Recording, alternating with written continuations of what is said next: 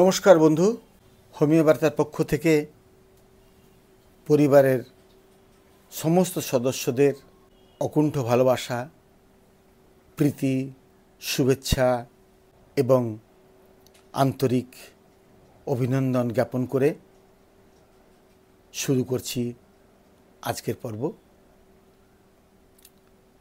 আজকে আমরা ঠিক করেছি ব্যাপটিসিয়া টিংটোরিয়া ছোট্ট ড্রাগ, আপাত দৃষ্টিতে ছোট তো বটেই, সেটা নিয়ে আজকে আমরা একটু আলোচনা করব। ব্যাপটিসিয়া টিংটোরিয়া এই ড্রাগটির উৎস কী? লোগানেসি ফ্যামিলির ব্যাপটিসিয়া টিংটোরিয়া যে উদ্ভিদ, তার মূলটাই হচ্ছে এই ওষুধের মেডিসিনাল সাবস্ট্যান্স।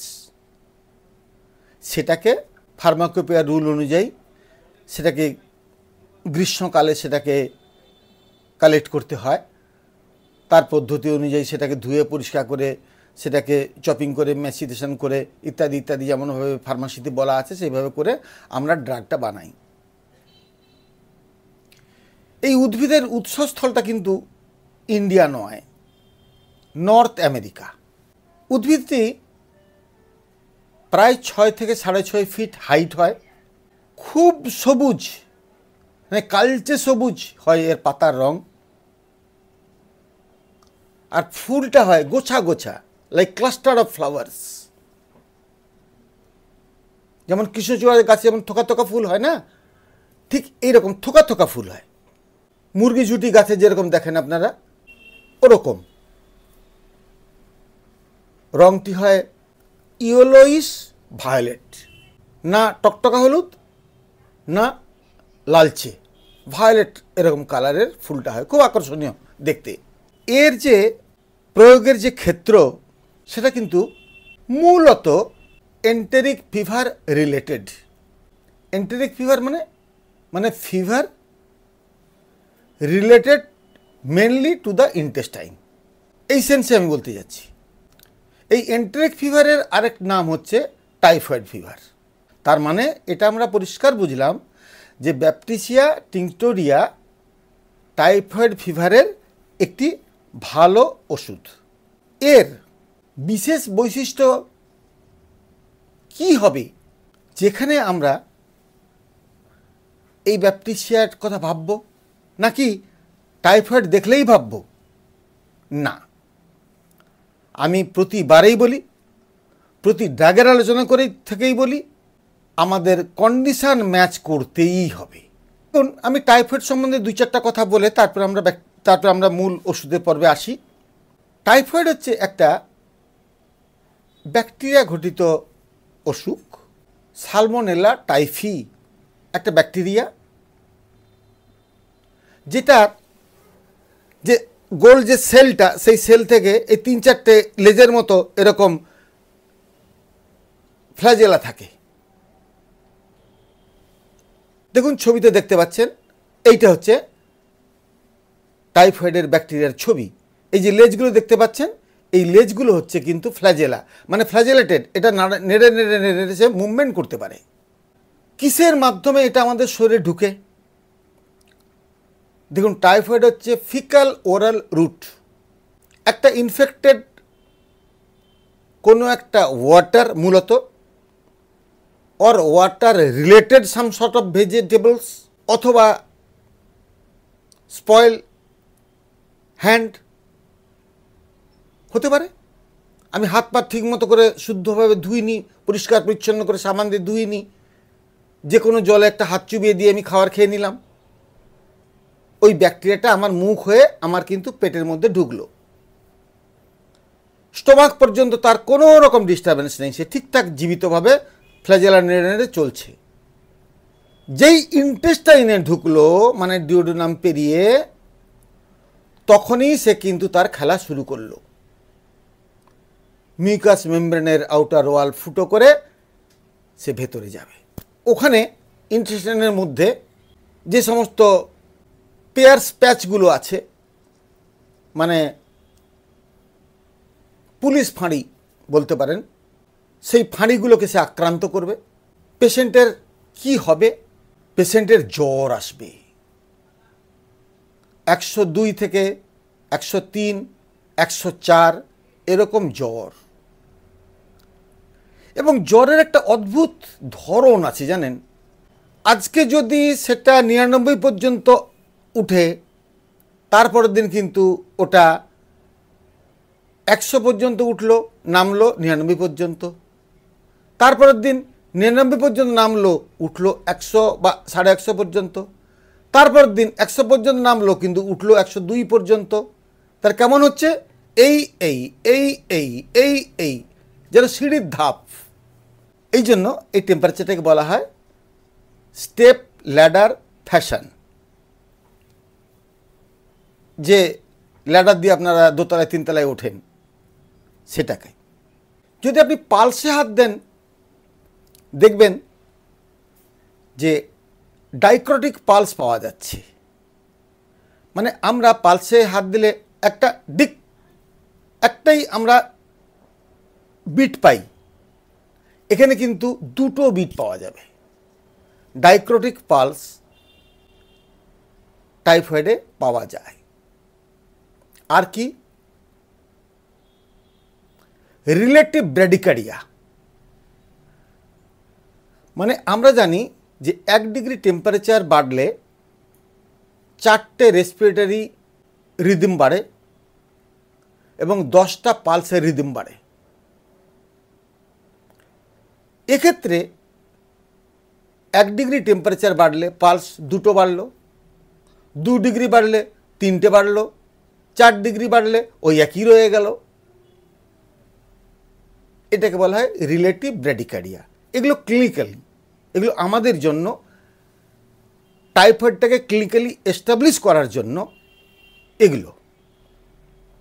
তাহলে পেশেন্টের একটা মডারেটলি হাই টেম্পারেচার থাকবে, 103-104 পর্যন্ত হতে পারে।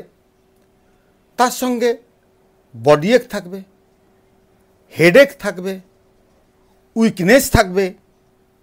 স্ট্যাটিস্টিক্স বলছে 30% ক্ষেত্রে আমরা ডায়রিয়া পাবো,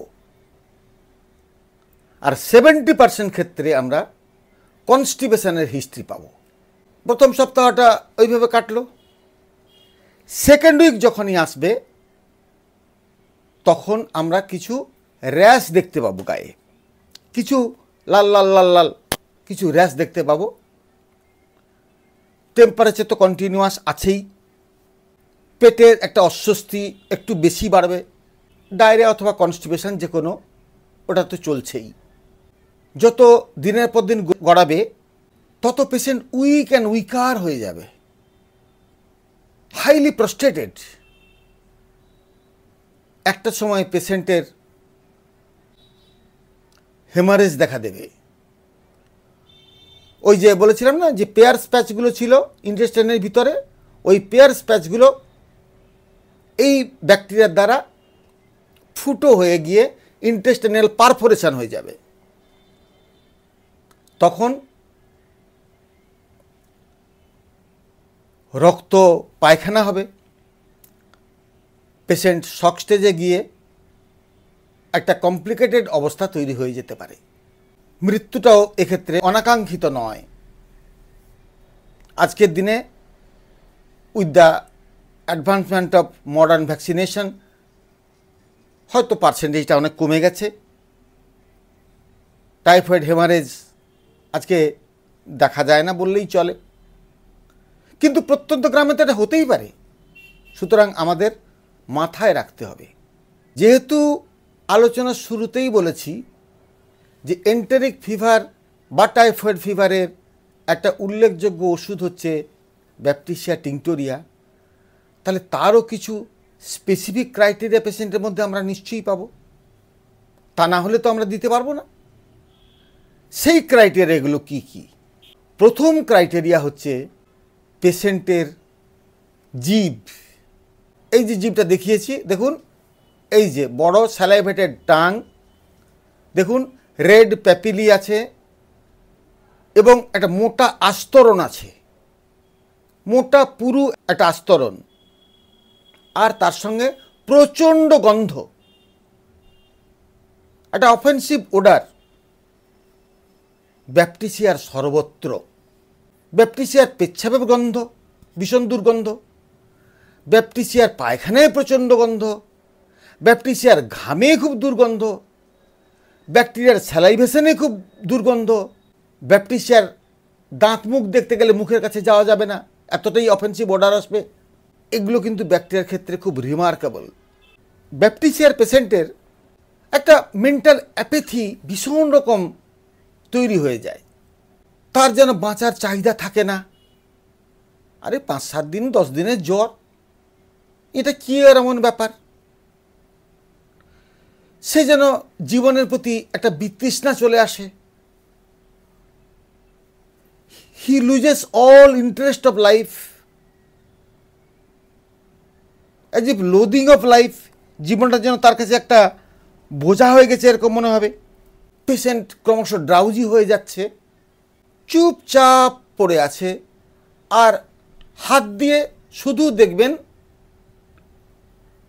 বিছানাতে হাতড়াচ্ছে। কি খুঁজছো তুমি? তুমি কি খুঁজছো? কি খুঁজছো তুমি? না কিছু। খুব ভালো করে যদি অনুসন্ধান করা হয় বা পেশেন্ট যদি শিক্ষিত হয়, সে তার এই ডিলিউশনের ব্যাখ্যাটা দেয়। প্রুভিংয়ে আমরা পেয়েছি পেশেন্ট ভাবে যে তার হাত পাগুলো, এক্সট্রিমিটিসগুলো যেন গোটা বিছানা ছড়িয়ে ছিটিয়ে আছে। সে চাইছে সেগুলোকে সব জড়ো করতে, সেই জন্য এরকম হাতের তার মুভমেন্ট। আর কি হয়, গোটা শরীরটা টেন্ডার। যে পাশটা চেপে শুয়ে থাকবে সেই পাশটাই তার তীব্র ব্যথা, যন্ত্রণা নয় কিন্তু ব্যথা। মানে একটু বাম পাশ মুড়ে শুলো তো আধ ঘন্টা পরে আবার ডান পাশ চেপে শুচ্ছে, আবার আধ ঘন্টা পরে সে পিঠ চেপে শুচ্ছে। মানে যে পাশটা চেপে শুচ্ছে সে পাশটাই তার কাছে তীব্র ব্যথা অনুভব হচ্ছে। কখনো কখনো যখন এই পাশ ফিরে শোয়ার আর ক্ষমতাটা থাকবে না পেশেন্টের, মানে 3rd উইক অনওয়ার্ডস, পেশেন্টের ডেকুবিটাস আলসার তৈরি হয়ে যায়, বেড সোর যাকে বলেন আপনারা। ওই ডেকুবিটাস আলসারেরও কিন্তু খুব ভালো ওষুধ হচ্ছে এই baptisia, as because it is related to typhoid. সুতরাং টাইফয়েড সংক্রান্ত যা কিছু মোরললেস আমরা ব্যাপটিসিয়া টিংটোরিয়া একমাত্র ড্রাগ এর দ্বারাই কভার করে দিতে পারি, যদি সিমটম করোবরেট আমাদের করে। পেশেন্টের জল খাওয়ার ইচ্ছা কীরকম, শুধু জলটাই খেতে পারে। Can swallow liquid only, little solid gags, একটু সলিড খেলে গলায় যেন আটকে যাচ্ছে, শুধু জলটাই ডুকডুক ডুকডুক করে সে খেতে পারে। এমন একটা সিচুয়েশন আমরা ব্যাপটিসিয়া টিংটোরিয়াতে পাই। আবার বলছি, একটা স্টুপোরাস কন্ডিশন, একটা সিভিয়ারলি টক্সিক কন্ডিশন, পেশেন্টকে ডাকলে, অনেকবার ডাকলে একটু সাড়া দিয়ে কথাটা বলেই সে ঘুমিয়ে যাবে, যেটুকু না বললে নয় সেইটুকুই। এইখানে কিন্তু মনে রাখতে হবে আরেকটি ছোট্ট ড্রাগ, যেটা হচ্ছে আর্নিকা। এই যে স্টুপোরাস কন্ডিশন, কোনো রকমভাবে কথাটা বলে দিয়ে ঘুমিয়ে পড়তে পারলে বাঁচে, এটা হচ্ছে ব্যাপটিসিয়া। আপনার নাম কি? হ্যালো, শুনছেন? আপনার নাম কি? আমার নাম অতুল, বলে ঘুমিয়ে গেল। Baptisia patient. আর্নিকা কি করবে? ওরও সর্বাঙ্গে ব্যথা, ওরও গোটা গা পাকা ফোড়ার মতো ব্যথা। অনেকবার ডাকলে তাকালো, আপনার নাম কি? আমার নাম।